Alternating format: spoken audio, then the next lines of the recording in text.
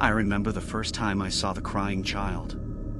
It was a chilly autumn evening, and I was walking home from school, lost in my thoughts.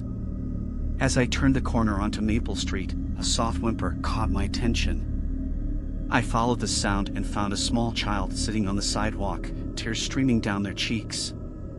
My heart went out to the little one, their eyes filled with a mixture of fear and sadness.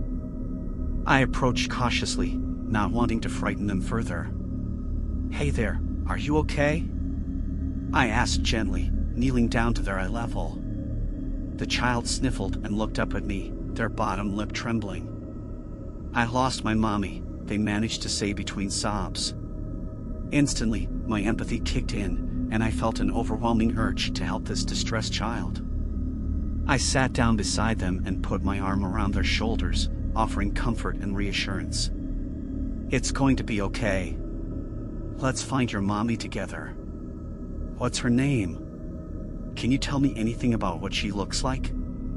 The child nodded, wiping their tears with the back of their hand. "Her name's Emily, and she has curly brown hair and wears glasses." I smiled encouragingly. "That's helpful. We'll find her, I promise." Taking out my phone, I called the local police and reported the lost child. While waiting for their arrival, I engaged the little one in conversation to distract them from their worries. As we chatted, I learned that the child's name was Lily, and she was only 4 years old. Her family had been at a nearby park, enjoying the crisp fall weather when Lily had wandered off, losing sight of her mother in the crowd. My heart ached for her. Such a young child shouldn't have to experience such fear and confusion. The police arrived shortly, and I provided them with all the information Lily had shared. They assured me they would do their best to locate her mother and bring them back together. In the meantime, I volunteered to stay with Lily, not wanting her to feel alone. We spent the next few hours in a nearby cafe, sipping hot chocolate and playing simple games to keep her mind off the situation. Despite her initial distress, Lily's laughter and innocence managed to brighten the atmosphere. Her resilience amazed me, reminding me of the strength that children possess even in the face of adversity. Finally, a police officer approached us, a warm smile on their face. "We found your mommy, Lily," they said gently, crouching down to her level. Relief flooded Lily's eyes as she clung to me for a moment before rushing into her mother's waiting arms. Emily, her mother, thanked me profusely, tears of gratitude in her eyes. I waved away her thanks, knowing that any compassionate person would have done the same in my place. As they walked away, hand in hand, I couldn't help but feel a profound sense of fulfillment. In the days that followed, I couldn't stop thinking about Lily and her crying face turning into a radiant smile when she was reunited with her mother. That experience taught me the importance of compassion and the impact a small act of kindness can have on someone's life. Every time I pass by Maple Street now, I remember the crying child and how, for a brief moment, our lives had intersected, leaving an indelible mark on my heart. I carry that memory with me, a reminder of the power of empathy and the difference we can make in the lives of others, especially in their most vulnerable moments.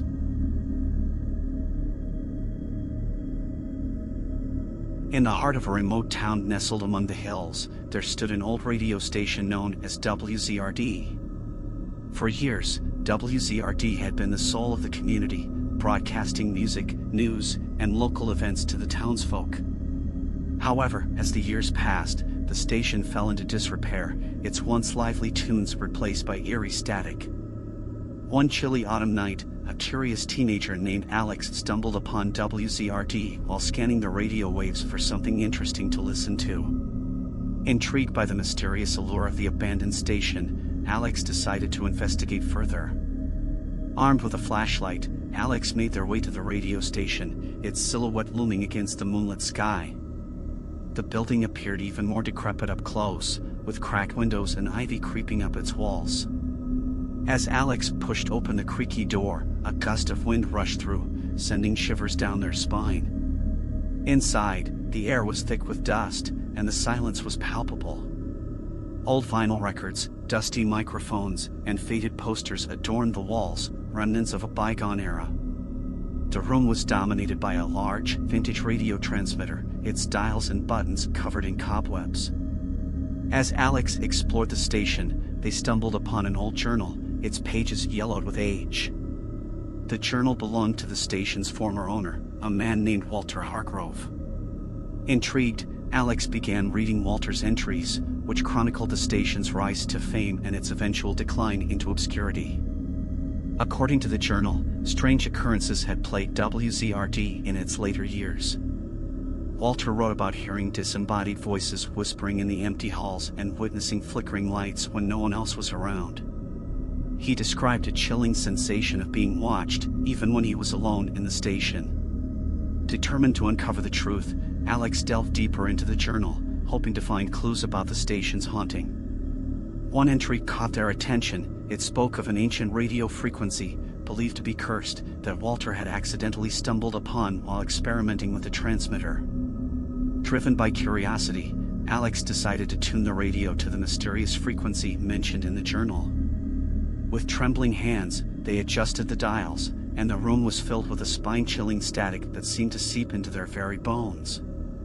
Suddenly, a voice echoed through the airwaves, low and distorted, sending shivers down Alex's spine. "You have awakened the spirits that dwell within this station," the voice rasped. "They seek release, and only you can help them find peace." Fear gripped Alex's heart, but a newfound determination overpowered the terror. With the guidance of the ghostly voice, Alex embarked on a quest to unravel the mystery surrounding WZRD.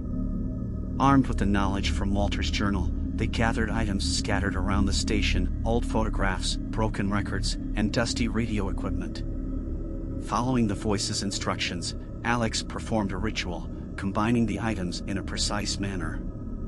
As the ritual reached its climax, the room trembled, and a blinding light enveloped them. When the light dissipated, the station was transformed. Gone were the signs of decay. Instead, the room was filled with a warm, golden glow. The ghostly apparitions of musicians and broadcasters from the past appeared, their faces etched with gratitude. They thanked Alex for their freedom, explaining that their souls had been trapped within the cursed frequency, haunting the station for decades.